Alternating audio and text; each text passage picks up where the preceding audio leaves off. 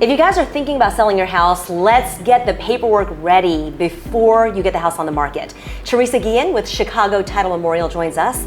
There's always cases where you need certain documents, power of attorneys, if you're the executor of an estate. Tell me all the ways that we can do things to make your job easier. Well, also to help you too. Yeah. So when you're selling a property, you definitely want to know, okay, do I own the property? Am I the proper seller?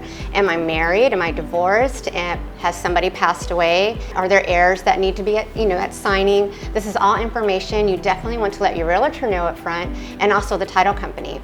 It helps if a seller knows that through the process, we're going to ask some very private questions. We are going to ask, who is the person that passed away? We may ask for a copy of a death certificate.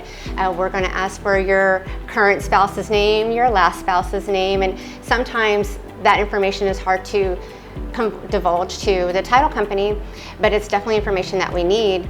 And if you know all this ahead of time, if you have also your mortgage information. If you're paying off a mortgage, or if you owe a solar panel lien or a pull and you haven't paid it off yet, that's still things that the title company needs to know. If your homeowners association has placed a lien on your property and as a seller you have all these notices, provide that information too. The more we know, the better.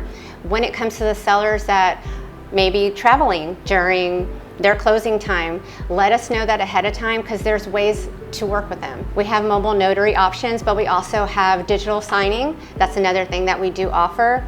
And basically, no matter where you are in the world, we can get it done. Yeah, so many times I close with Teresa, we're able to do it electronically because it's a cash deal, and that's easy. So I'm in a situation right now, and I text Teresa at 10 o'clock at night. I ask her questions all day long.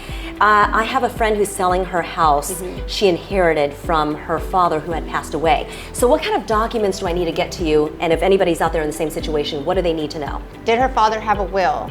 Has it been probated? Is it still in the process? Those are all things that we need to know, because as the probate goes through courts, we definitely need certain documents to get there to the finish line.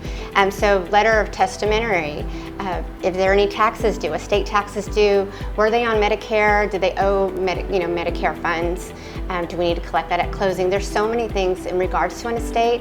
Definitely as much information that you have on that property in regards to the estate too, up front, the better. Yeah, I always tell my clients, whatever your situation is, please get me all the paperwork, and every situation is different. Every client's different, their situation's different. Let's get the paperwork done ahead of time so it's a smooth transaction when we get the house on the market, because we don't want anything in the way. Well, not only that, so I think a lot of sellers have a little bit of reservations providing that information. The probated wills, they're like, it's very private information, but they are comforted knowing that it's underwriters that are reviewing that. It's other attorneys that are reviewing it, not looking at the information in regards to what's going on with family, but just what's going on with heirs and the property itself. So that should give them a little comfort that they're not digging through their documents. Title talk is so complicated, but you make it really, you put it in layman's terms for me. I do. try. Yeah, Teresa is my go-to all the time for all things title. So thank you for being with us. Thank you. See you again soon. Thank you.